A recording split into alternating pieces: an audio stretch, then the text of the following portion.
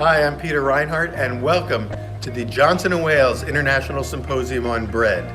I'm coming to you from the Hance Auditorium in Charlotte, North Carolina, where we've held the last 4 bread symposiums, and as you can see, there's nobody here but me. And this is where we usually have it. The seats are all empty because this year, thanks to you, the symposium will be presented online, virtually, in our new presentation hall, which is where I will join you in just a minute. Thank you, and thanks for being part of our new virtual Johnson & Wales International Symposium on Bread, presented by Puratos.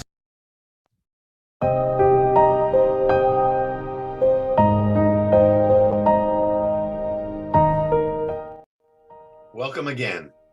Throughout the entire symposium, I'll be thanking our generous sponsors over and over again, and ask that you do as well by visiting their booths and pavilions in the exhibitor hall. There you will see lots of bonus content, and you can also make appointments to meet with the folks from these companies that serve our baking community so well. Our presenting sponsor is Puratos, who has partnered with us from the very beginning for all of our symposiums, and it is their support that helped us get this one-of-a-kind gathering of thought leaders off the ground.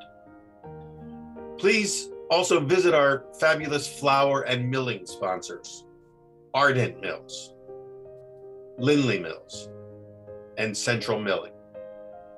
Thank you also to our equipment sponsors, the WP Bakery Group and Allied Bakery and Food Service Equipment. And thank you also to our specialty food product companies, Probiotine, Fire Within, Big Green Egg, and Mock Mill. Please check out all of their booths to learn about their wonderful and unique products. And also thanks to our media sponsors, Cook's Country, The Local Palate, the James Beard Foundation, and the Bread Bakers Guild of America. You'll be hearing more about all of them throughout the entire series of presentations. So again, thank you to all our sponsors. At the end of today's presentation, you will also see our credit scroll, thanking all of the people behind the scenes who made this event possible, including our production and technical partner, Ganoid Communications, our creative team at Gumbo Marketing, and the many folks at Johnson & Wales University, our hosts for this, our 4th annual gathering. So stick around if you will. But now it's time to get things rolling with today's presentation, so let's go live. And once again, welcome to the Johnson & Wales International Symposium on Bread, presented by Puratos.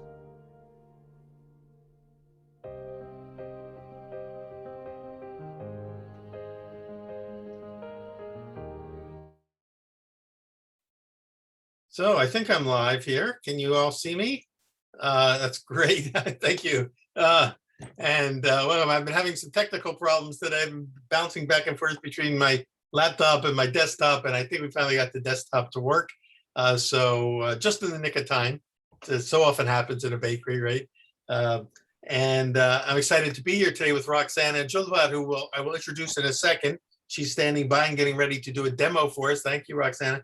In fact, I've got her book right here, which hopefully we'll be able to talk about a little bit more. In fact, I love this page right here. All the mother grains featured. Can you see all that? Yeah. And so again, we have a lot to talk about today, but a couple reminders as always. Next Monday, we will be having a drawing for our prize. Our prize is a Henkel's knife, a bread knife. This is a Zwilling Henkel's 10-inch ice, what do they call it? Ice forged knife, ice hardened bread knife. We'll be giving that to anybody who's on our wheel, our spinning wheel, which will spin next Monday. If you have not yet gotten registered for that, all you have to do is visit 5 of our sponsors booths, sign the guest book, and if you do more than 5, that's even better because that'll make you eligible for the next month's drawing. But we have a minimum of 5 for this month, so sign just so that we know that you've been visiting the booths, and you'll be eligible, and we'll give a prize away next week.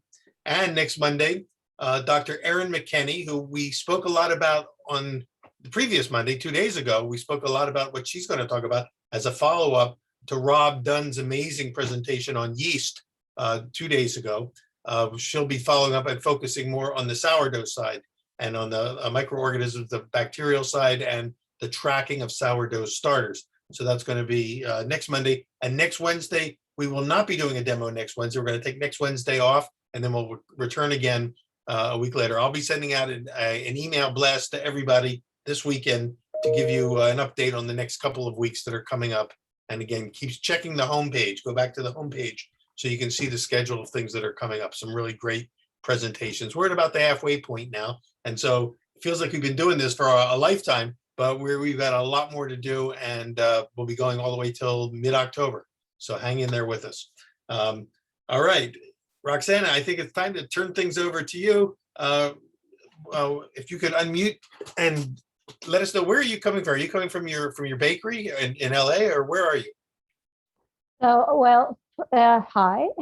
Hi. Thank you. I'm very, very excited to be here. I am at the bakery right now. This is what we call the cold room. Let me see if I can do a little 180. This is a bench where we shape all the croissants, and there's a little ice cream machine kind of situation. And this is the one area of the entire kitchen that it has air conditioning, just because we do all the lamination here. It's also where I like to sit when I need a private moment. And it is unoccupied like half the day. So production of lamination of our croissants happens in the morning. So it's also where where I find myself making a lot of pies way into the late afternoon and during the holidays and things like that. What's the address, and and if people want to find you, what's the best way Sure. for them to track you down? Friends and family is in the area of LA that we call East Hollywood or Thai Town. We are right on Hollywood Boulevard, and the address is exactly 5150 Hollywood. And it used to be an Armenian bakery for something like 20 years. And then we took it over, rehabbed it, kept the original Baxter oven that is like as old as the building. And that we've been here for 4 years, and we do a little bit of both bread and pastry. We're a bakery, but we also have a cafe side. So yeah, we're here and rocking the pandemic.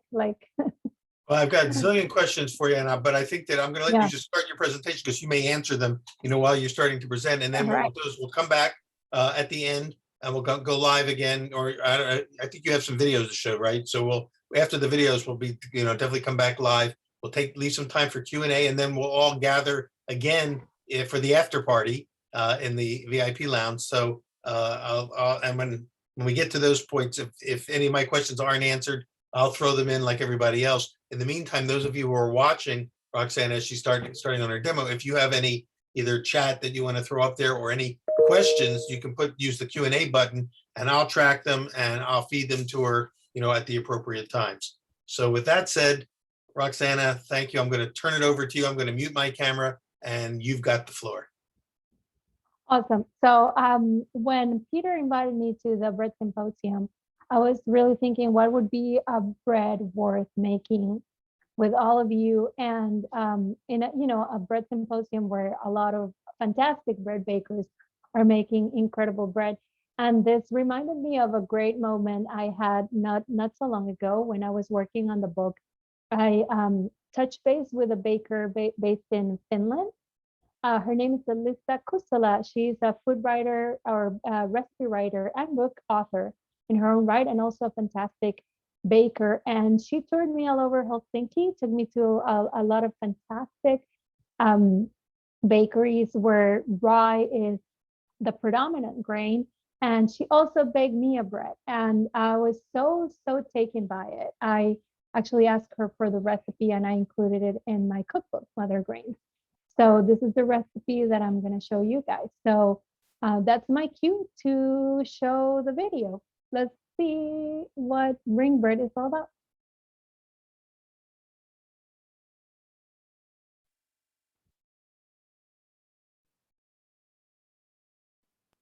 The first thing we're gonna do to make this bread is sprout some berries. So the process should start about 2 days before you want to make the bread.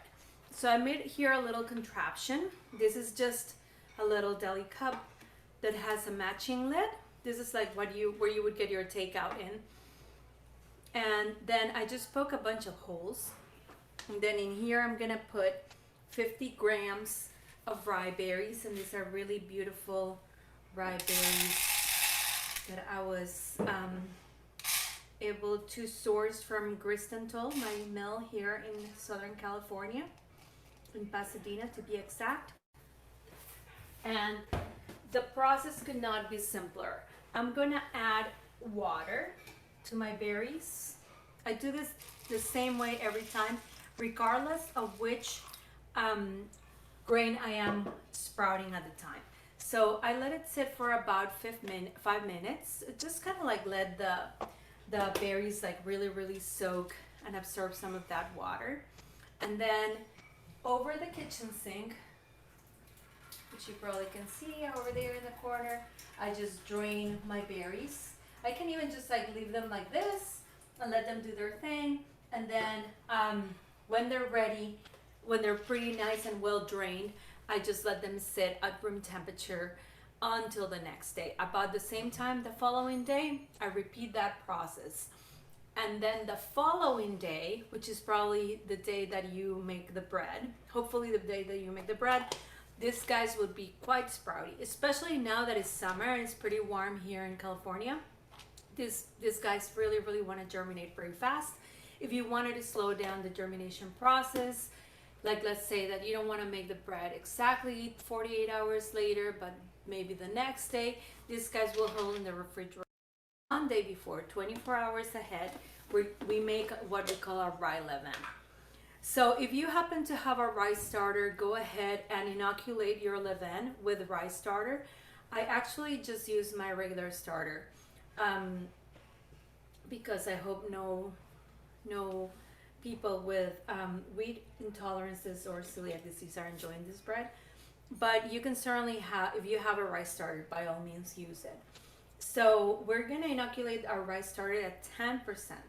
And our quantities to make 2 ring breads are, let's see, we have 12 grams of starter, then, or 12.5 grams of starter. Then I'm gonna use, to this I'm gonna add 125 grams of whole grain rye, also known, very popular as dark rye.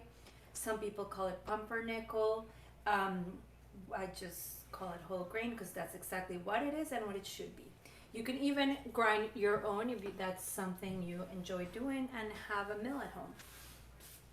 And then to this, I'm gonna add 180 grams of water. So it's a pretty well hydrated levain.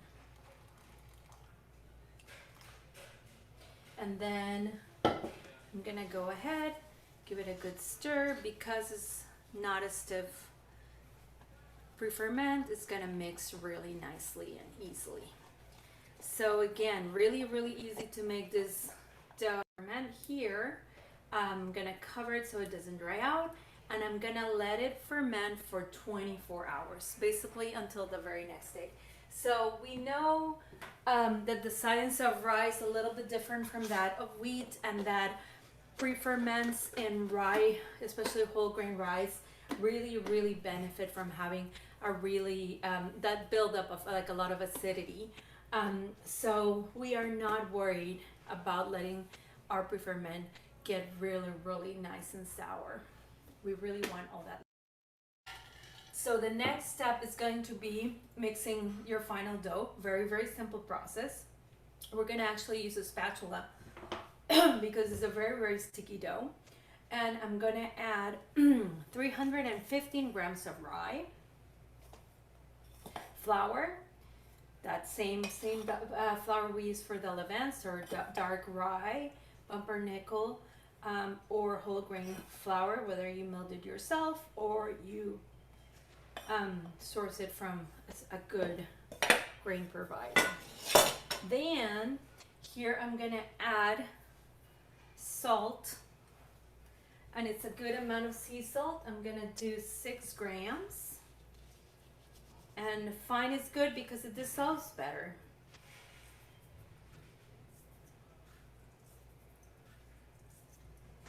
And if you couldn't find sea salt, you could definitely use kosher salt, but I prefer the sea salt.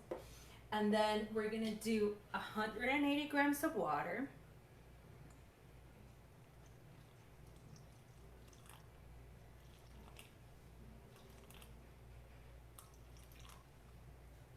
And to this, I'm gonna add all of that levain that we put together. And this is really cool. It's a very intensely aromatic levain. It's certainly very acidic, but I can totally get the notes of rye flour, and I can tell I'm definitely working with rye flour as opposed to just regular sourdough bread. So I'm gonna add all of my levain in here.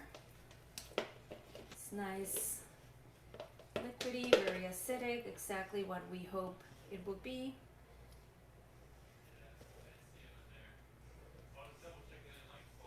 And then I'm gonna add all of my sprouts. You could mix this and then add the sprouts, but I figure it might as well put them in the beginning and make it. It helps me ensure that there's an even distribution of the sprouts throughout the dough. So this would be unlike any dough we've ever worked with, because it's more battery than doughy, and yet really, really, really fun and satisfying to make. So I'm gonna start with the spatula. This is not the kind of dough that you can really overmix because there's not a lot of gluten that we have to develop. So all we're looking for is for this to come together fully. And I'm gonna flour my surface very generously with abundant rye flour, the same rye flour we've been working with. And I'm gonna use a nice scraper to get all of this stuff out. And then I'm gonna give it a nice knead until it feels really nice and homogeneous. It doesn't take very long. So I'm gonna kind of like dust my hands, and I'm gonna treat it pretty much as if I was making a sweet roll dough.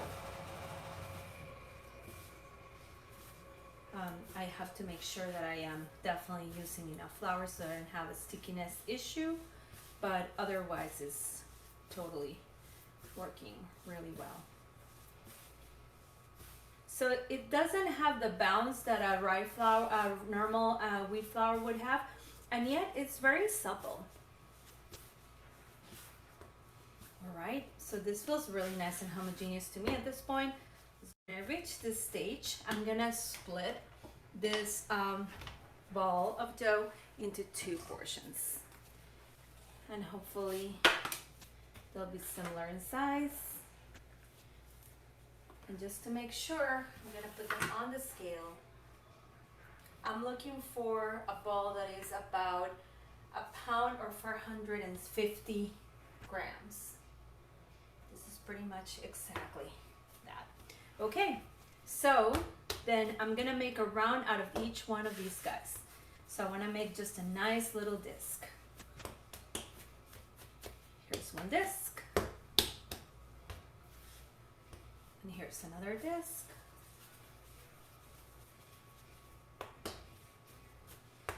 And then each one of this discs is gonna become a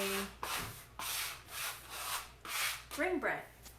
So it's a cool recipe because it gives you 2 hours some more, and working with 1 disc at a time. I'm going to flatten this out, thinking that I wanna stretch it into an 8-inch circle, more or less. As even as possible. It's very, very easy to work with. Like, my rolling pin doesn't have to work really hard here. And then I kind of like make it nice with my hands right here. The next step is going to be, I'm gonna actually give it a nice little dusty dust because it does make working with it at this point really easy, a little easier. I'm going to take a little biscuit cutter in this case and cut the center out, which is what makes it a ring bread. So voila, a ring bread. Okay, and then I'm gonna divide it into 6 wedges, so to speak, somewhat equal in size, something like that.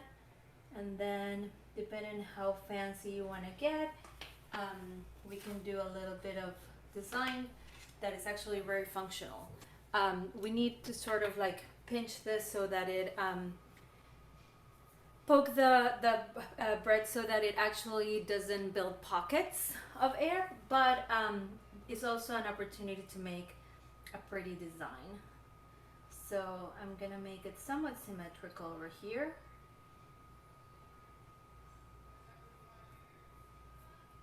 And I'm doing just little, with the, sort of like the stubby part of the skewer, I'm just kind of like making little holes.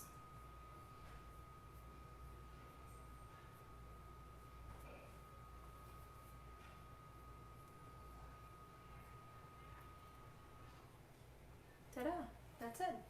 And then I like to make a little hatch, cross hatch design on the little center, because the centers are actually kind of fun to eat also. So then I'm gonna transfer this, working quickly and making sure that you have enough flour. This would be very easy to pick up. You just have to kind of sort of like assertively go, woo, and voila. We will cover it just like so and let it proof for about 5 to 6 hours in the California summer, definitely a little bit longer, the California winter, or winter elsewhere. All right, so I'm right here at the bake shop looking at the bread right after it has been proofing for about 5 to 6 hours. And I don't know if you guys can tell from the video, but the bread has sort of like acquired a little bit of puffiness here and there. And it also almost looks like it has built a skin. And like if you see here, when I press, I can see that there's almost like a little bit of puffiness. So it's not the most telling of proofs. Can you see? Like, see how there's almost like a little air bubble, a lift in there? So that's, to me, an indicator that I'm ready to go. So if you are baking this at home, you can just go like this in the oven right away. If you are lucky and have access to a little bit of steam in your oven, by all means use it. So that's why we did the little parchment paper, so we can just slide it on a peel.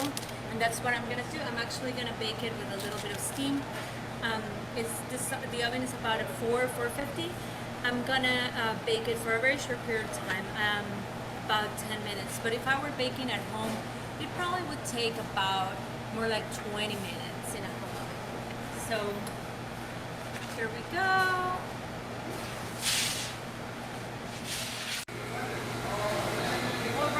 So my breads should be ready by now. I'm gonna pull them out of the oven.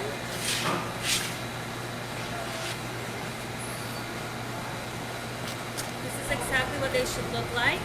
I'm gonna have a teeny bit of color. It's a great thing to have the paper underneath. And what I'm looking for is just for like a tiny little bit of color, but a firm little guy here. So I'm gonna take this guy out, and then the other one.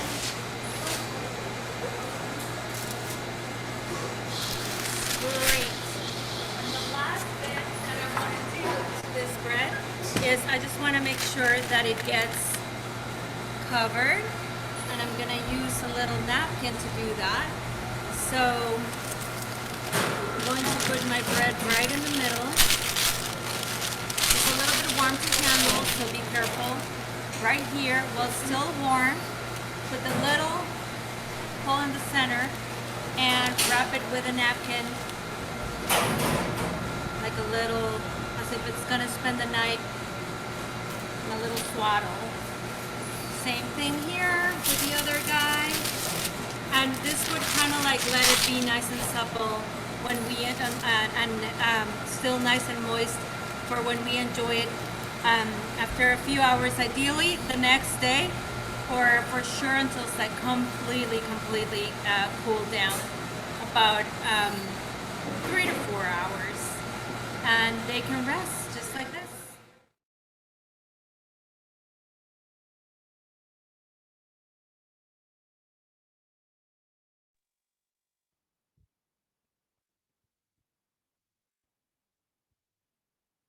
So it looks All like right, we're back, great. huh? Yeah. We're back live. Yeah. So it looked pretty simple the way you did it. I mean, it didn't seem So like simple. super complicated, but except for, of course, understanding how to use the grains and how to keep it from sticking to everything. And so I'm going to throw things over there. I don't know if you want to make some comments at this point, but I'm going to just throw the floor open to our viewers to see if anyone wants to send in some questions. And while we're waiting for those to come in, I know one question that came in already on the chat is, will the formula be available in our archives? Would you be able to send us a write-up and formula that we can put on our archive files? We have a file folder for recipes that we make available to attendees. Beautiful. Absolutely. So Yeah. we'll post that as soon as Roxana sends that to us, folks. So I know some of you have been making notes, and some of you were hoping it'll already be written up, and I did both too. I missed a few things, so I wanted to go back and maybe just ask for some clarification on a few steps along the recipe. And I'll start with mine, and if I see other questions come in, I'll defer to those. It looked like at the very beginning to build up your starter for the final dough, you started with about 10% mother starter to 100% or so, 10 times more rye flour. Then how much water did you add to that percentage wise? So it is percentage wise in the levain is 144. Okay, so it's and again, it was a wet, spongy levain. Super And how many wet, hours did that ferment before it was ready so to? that is good solid 24 hours. So one day to the next. Yeah. Okay, so and I guess there's some signs that we would look for, aromas and bubbling and things like that. Yeah, Yours interestingly enough, and I'm sure you're familiar with this, I was working more and more with 100% sourdoughs, making a Danish style of rye bread, or making this Finnish style bread. Doing a little reading of Stanley's book, The Rye Baker. He does a great job with rye. And I kind of like really observe this concept that to work with rye, we have to build a lot of acidity, right? And that, which is kind of like, if we were working with a regular sourdough starter, we would feel that our pre-ferment has gone over, right? But in rye, that sort of overly sour pre-ferment is desirable. Sorry, the light in my room went off. Hold on 1 second. Hi, Peter, your camera is off. Can you switch on your camera? I'll turn my camera on. But, sure. Oh, sorry. Just to add to that, the pre-ferment will be very, it will be certainly bubbly and very aromatic, sour in a very pleasant way. Yeah, I love this. I love that aroma. So we'll notice that if we're not getting the aromas, then it probably needs a little bit more time. Unless of course it's bubbling away, and then it's really hard for me as a baker to discuss a starter behavior with people that don't live in warm climate. It's really fascinating because the rate of fermentation in our bakery is so wild. Yeah. We're actually doing the opposite, refrigerating, putting things in the cooler areas, all that stuff. And I'll tell you, I get emails from people from all over the world, and the amount of time it takes for them to create a starter from scratch, for instance, can vary from 1 or 2 days if they're doing it in Napa, California, versus 2 weeks if they're living somewhere else. And it's just a few different degrees, because if they're doing it indoors and their ambient temperature is like 70, 72 degrees, everything's going to happen a lot faster than if it's at 68 degrees. And just those few degrees can make such a huge difference in time, but it all eventually, if you just take time, factor the time in and account for it, you can get there eventually. So my suggestion would be, if people are trying to follow your steps with this, is to make notes on the recipe and note in your particular situation how long it takes to happen. I'm going to jump to some of the questions that are coming in before I get back to mine. Charles, who is going to be speaking, Charles Luce will be speaking soon on the gluten-free aspect of baking. So, and he has celiac disease, and he was watching. He says, "I love what you're doing, because I think I can make a gluten-free version based on what he saw there." Thank you. P.S. Any idea what the pH of your levain was? I have no idea.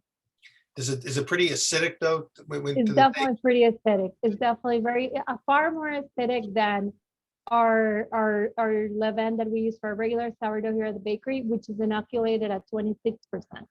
Far more acidic than that. Interesting. Yeah. Mhm. And of course you're using rye, and Charles, I think would need to even avoid rye, because he's Right. strict in terms of trying to stay off of anything with gluten. So this is not a quote gluten-free right. bread, but are you finding Right. that because of the long fermentation and the fact that it's rye and not wheat, that some people with gluten sensitivities, I won't necessarily say celiac, but gluten sensitivities, can tolerate this bread? I am not in the medical field, and I'm really, really not comfortable making statements about what's safe to eat for people that may be suffering from an intolerance, an allergy, or celiac disease. However, anecdotally, I have heard from, I do have a good friend who is allergic to wheat specifically, so this is a bread that she can enjoy. I've found a lot of good luck working with buckwheat. So I would suggest to Charles exploring buckwheat as a way to make this bread work. It might need to be, you might need to add some binder to the recipe, but I find myself in good luck whenever I use buckwheat. I tend to blend it with a little bit of oat and rice flour. That works really well for pastry. Not so great for bread unless you put it in a pan, but maybe this is the one recipe where it would work. I know some people who are doing phenomenal buckwheat crackers and crisps out of Maine. Maine is like the buckwheat center of the American universe. I love that. And they're using as their binder, which might be useful. And Charles probably already knows this because he develops a lot of recipes. But they use flaxseed meal as the way to kind of replace. And they don't use gums. They can use that. Right. Without. Yeah, that's great. Yeah. So I'm sure Charles, and we can talk about this in the clubhouse later when everybody can join us in a less formal setting. Maybe he's already has some ideas on how he's going to develop it, and we'd love to report on that when you actually do your presentation. If you have a chance to make one beforehand, that would be pretty cool. Now, Liz asks us, do you use freshly milled flour, and does that affect how much water you would use? So let's see. Well, so yes, I use freshly milled flour. However, I don't mill it myself. I work very closely with a miller. Her name is Nan Kohler. She runs her mill very close to us in a small town called Pasadena, like a 20-minute drive from the bakery. And I use a lot of her flours. And we find, of course, that whenever we're using fresh milled flours, especially grown here in California, where it's tremendously dry, especially this time of year, the grain will be a little thirsty, and it can affect the way we hydrate our doughs. It's not so noticeably with the rye, especially because this dough is already so sticky and wet. So it's not so. I haven't seen myself increasing the percentage of hydration for this recipe. However, when we're using her hard white flour, which is, I think it's made from star wheat, we find ourselves adjusting the hydration often. It varies even from one batch to the next, all the time. It's a conversation we have almost every day, the bread bakers and I. I know that there is some confusion about the terminology of rye flour. At least, as when I was, when I was ordering flour, for my bake shop, you could get medium rye, you could get white rye, you could get whole grain rye, Right, right, vertical rye, and then dark rye. I always assumed dark rye meant whole grain rye, but right. the suppliers, I know dark rye is actually not really even rye flour purely. And I think they've done away with this term. Maybe some of our bakers can chime in on this, but that term was so confusing. But it turns out that dark rye flour, when it was sold under that name, had a much higher percentage of bran and fiber than it did, than normal Like the rye flour. starch. So it was kind of Yeah, like the siftings were thrown back in to make it dark, and of it's course so you're not going to confusing. get any kind of performance from that other than a lot of fiber and a lot of heft to your loaf, which is apparently used in particular styles of bread. But it sounds like what you were doing was using whole milled, whole Oh, grain rye mm, flour, whether it's right. coarse milled or was it finely milled or. I actually, my Miller style, like that's just the way she rolls, literally and figuratively, is it's very fine. Her flour is really, really fine. So which helps with that rate of hydration a lot. Notice that the bread also has sprouted grain, so that sprouted grain retains a ton of moisture. So I think that's why the bread is, moist in the middle, in spite of being so thin.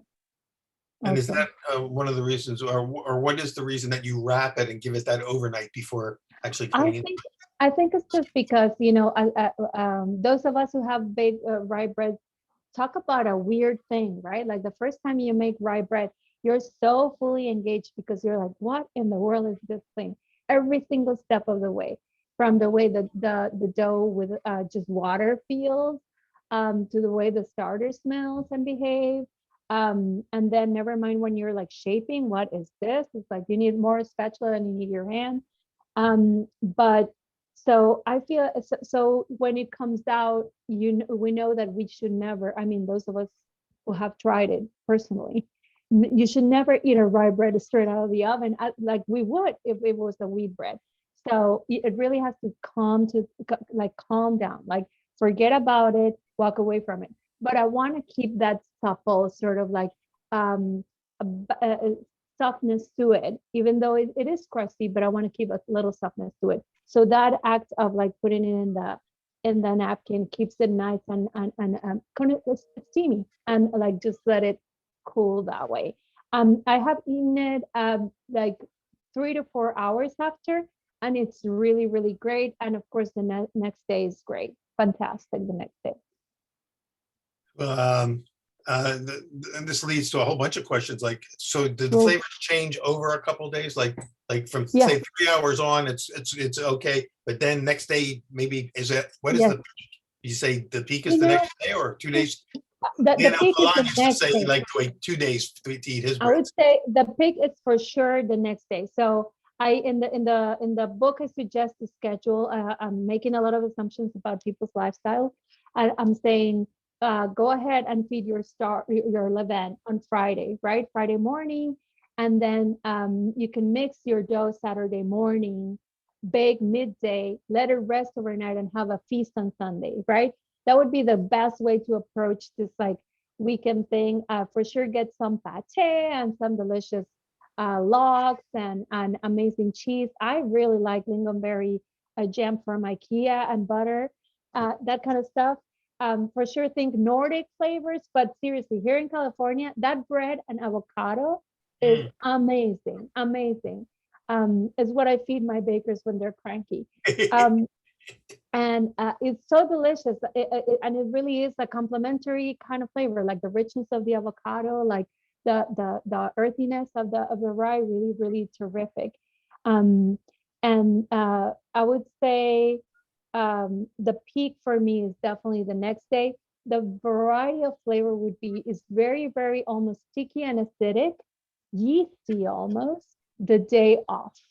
Like even if it has cooled completely, the next day it definitely is rye. Like you will not be mistaken. You're having a rye bread.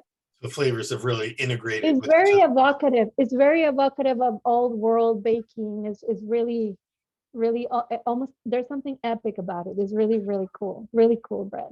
Well, I'm going to skip to a question that's a little further down because we'll use it for reference. Do you happen to have the loaf that you made in that video, or a loaf standing by that we can actually look at, or do No, you have to remember that from the we video? ate it. They We ate it ate already. it. Oh We my ate goodness. it.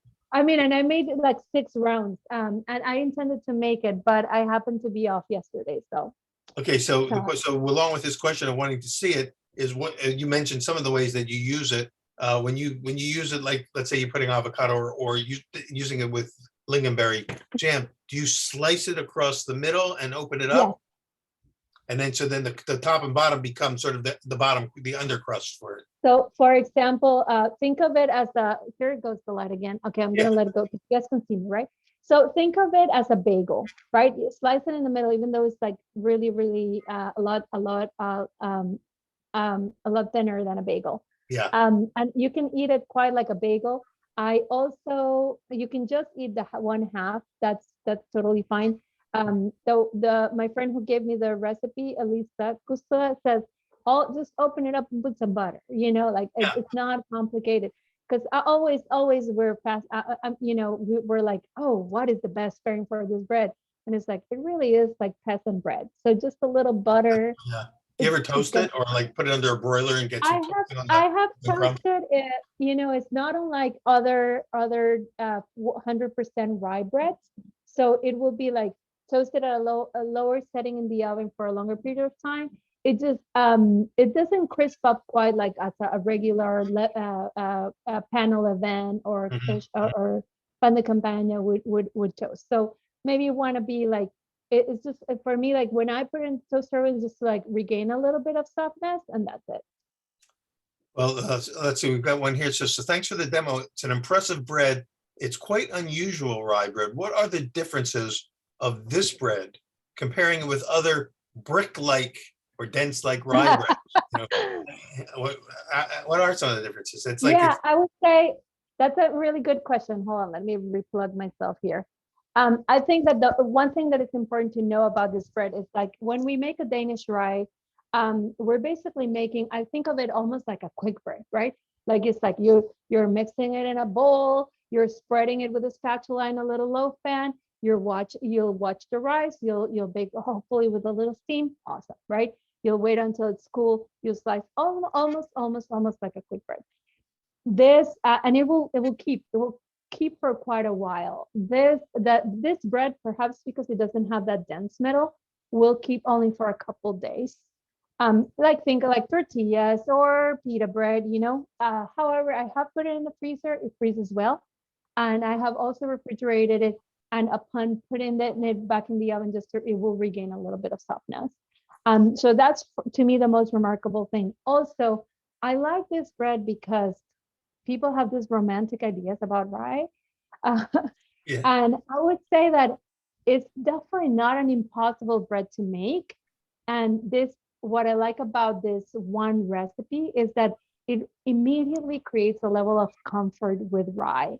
Whereas it's like, I'm just making a flatbread. There's no fancy shaping involved. Like all I have to do is like mix some leaven and let it get really fermenty. Sounds doable, right?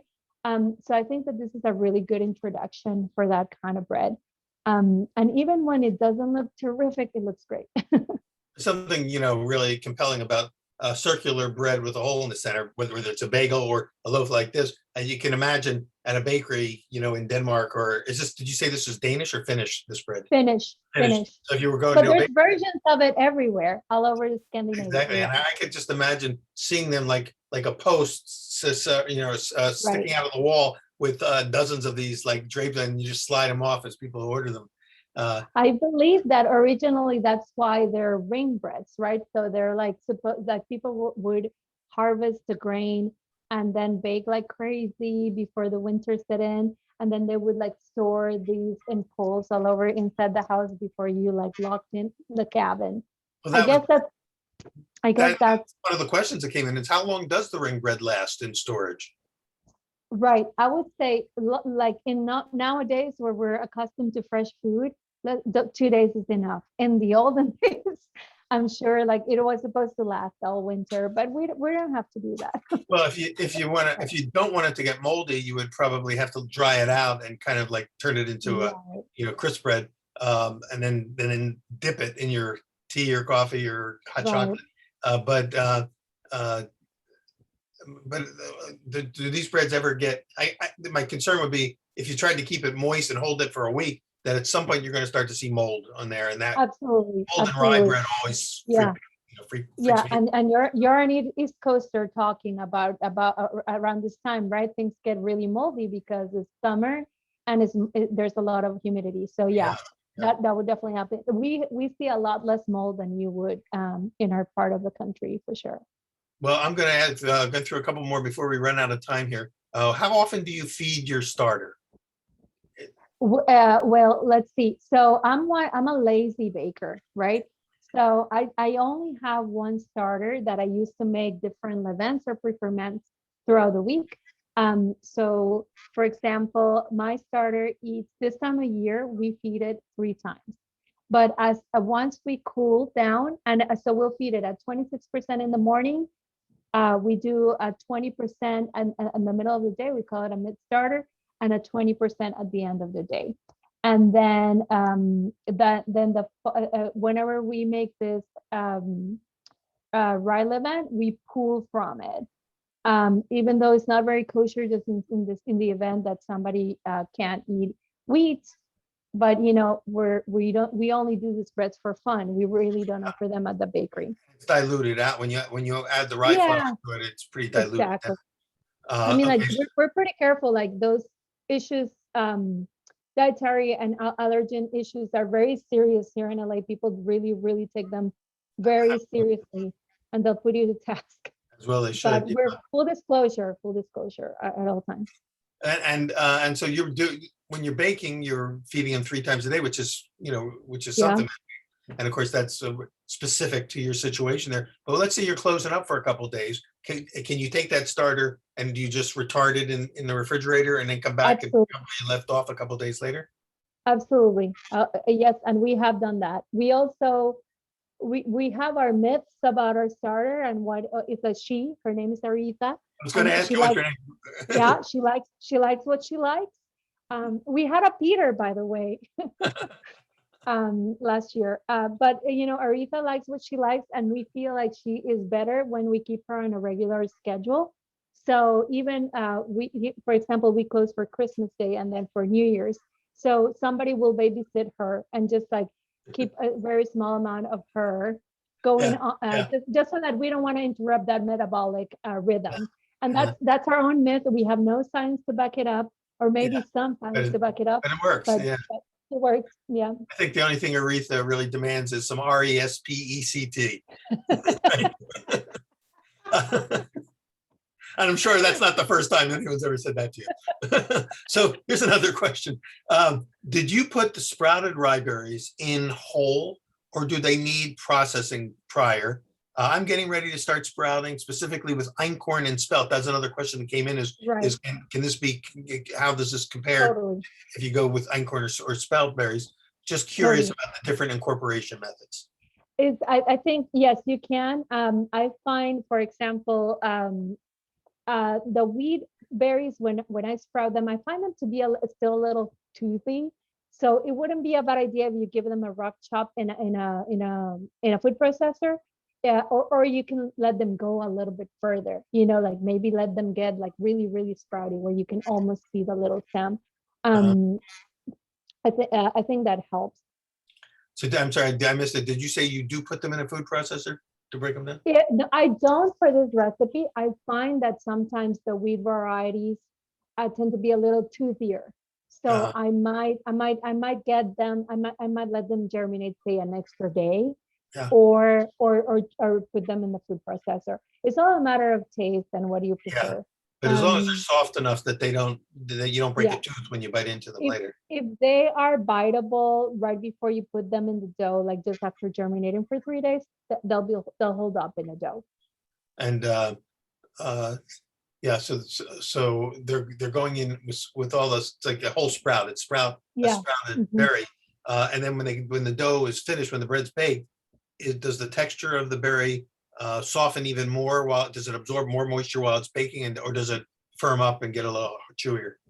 You know what? In this particular bread, it almost disappears. You're like you're biting into the bread and you're like, where are those berries? But I've definitely made other breads where like you can definitely feel it, right? Like the Well, sprouts really feel. well, Abby, who sent that question in, hopefully you'll let us know how your einkorn and spelt versions turn out. But I Totally. think the takeaway from what you just said is that you can mix and match lots of other Yeah. grains there. Mhm. And like some grains require a little bit more time to germinate, especially like the large. It's kind of pretty um logical. Like if the berry is big, like say Khorasan or kamut, like then you might want to like germinate it for another day. But if you have a smaller grain, you can do it in 2 days. That should be enough. I'm going to just read. There's a comment thread here that kind of goes back to the dark rye. So I'll just read it through just Oh, for cool. information. First from Mike Avery, and then Mike Nolan jumped in. Some dark rye was what was left after the white rye and medium ryes were sifted. So other dark ryes were simply whole grain rye flour. So there's this sifted. It's what was left after sifting plus or versus just whole grain rye. There wasn't and isn't a real standard as to what Oh, dark rye wow. is. That's why I have the confusion. So Mike Nolan says in the U.S. there aren't really good standards for wheat flours either. Terminology is used interchangeably. By law, whole wheat flour has to be all the contents of the wheat with nothing added or removed.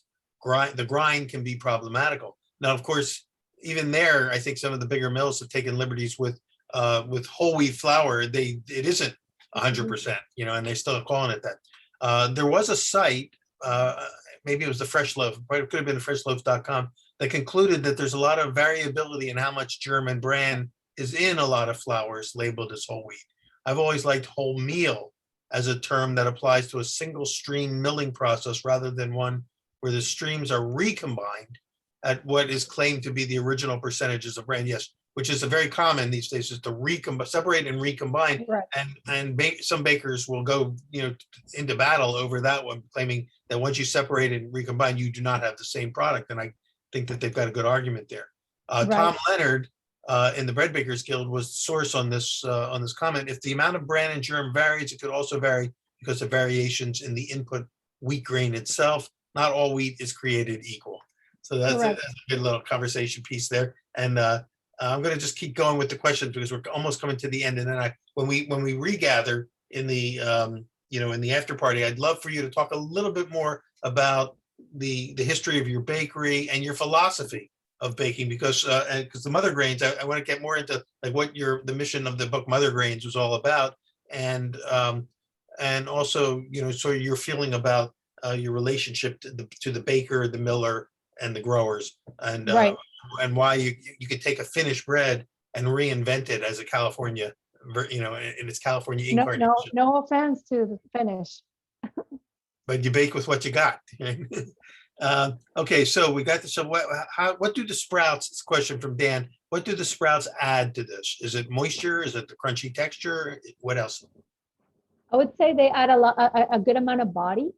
They also add moisture, and I think I sometimes I think of like the reason why I might add a little bit of sourdough starter to say a rich bread that I'm making. Say I'm making my pita, my whole wheat pita, and it's a yeasted recipe, but I throw a little bit of starter because it makes it supple and it makes it last a little bit longer. It also contributes to flavor. Same thinking with the sprouts. They do add another flavor dimension.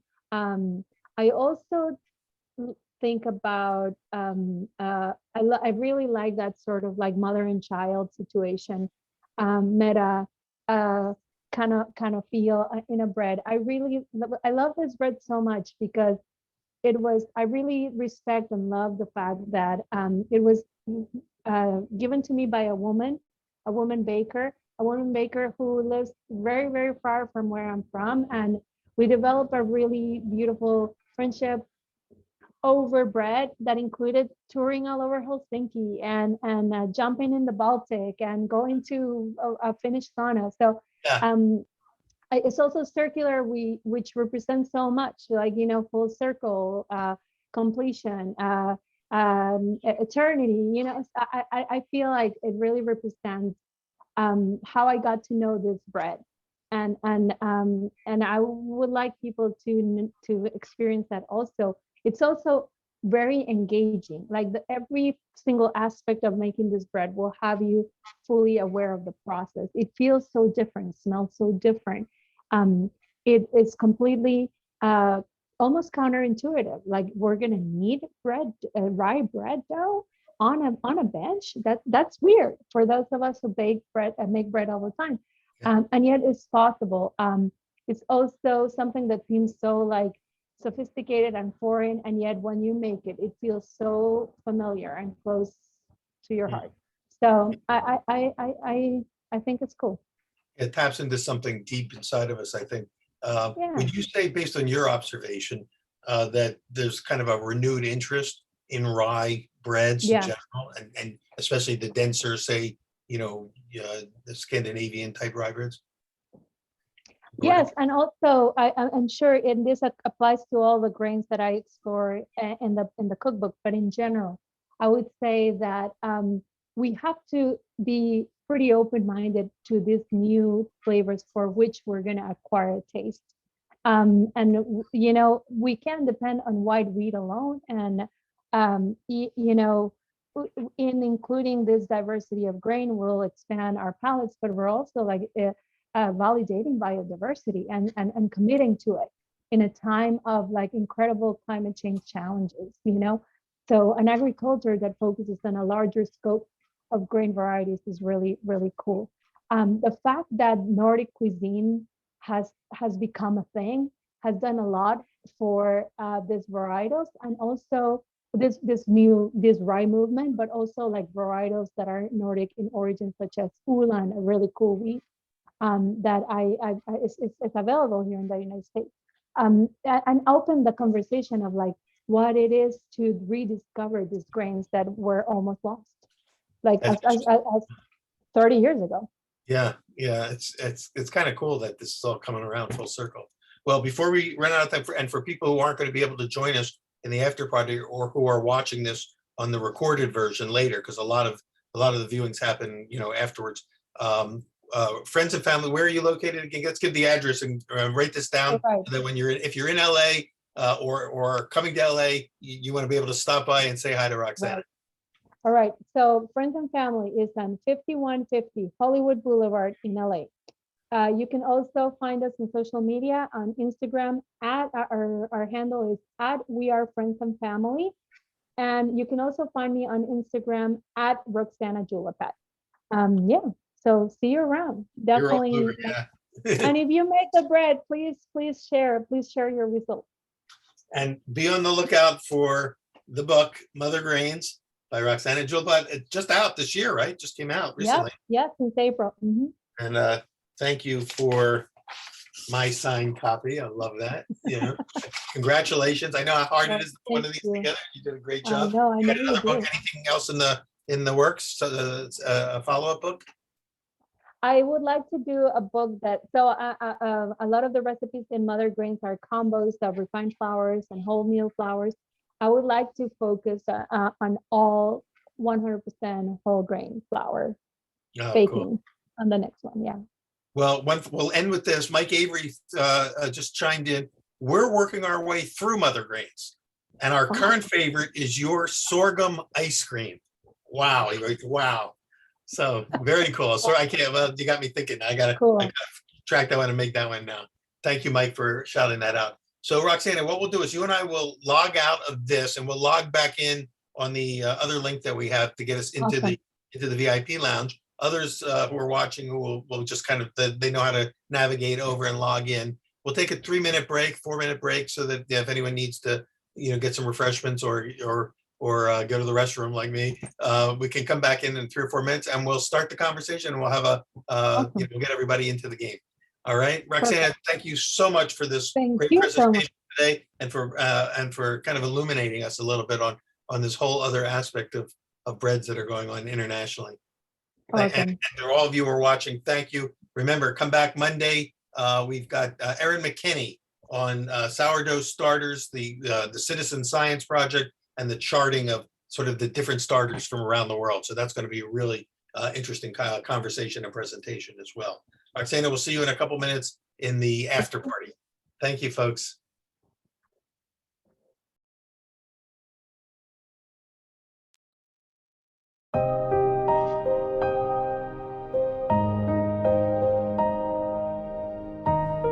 Thank you to our team behind the scenes. Our event technical and production partners, Ganoid Communications, including our producer, Gurmit Singh, and his team, Jita Gajaria, Gagandeep Singh, and Jaydev Kashari. Thanks also to Ted Nelson and Lael Fretzel of our creative and marketing team at Gumbo Marketing, and the many folks at Johnson & Wales University who supported me throughout this event. My executive assistant, Sarah Standifer, Communications Director, Melinda Law, Chancellor, Mim Rooney, Charlotte Campus President, Cheryl Richards, and our executive team leaders, deans and faculty, Maureen Dumas, Michael Schrader, Michelle Nicholas, Mark Norman, Brent Steyerwalt, Laurie Heimbach, Jerry Lanuza, Amy Felder, Harry Paymiller, Richard Miskovich, and many, many others. Thank you all.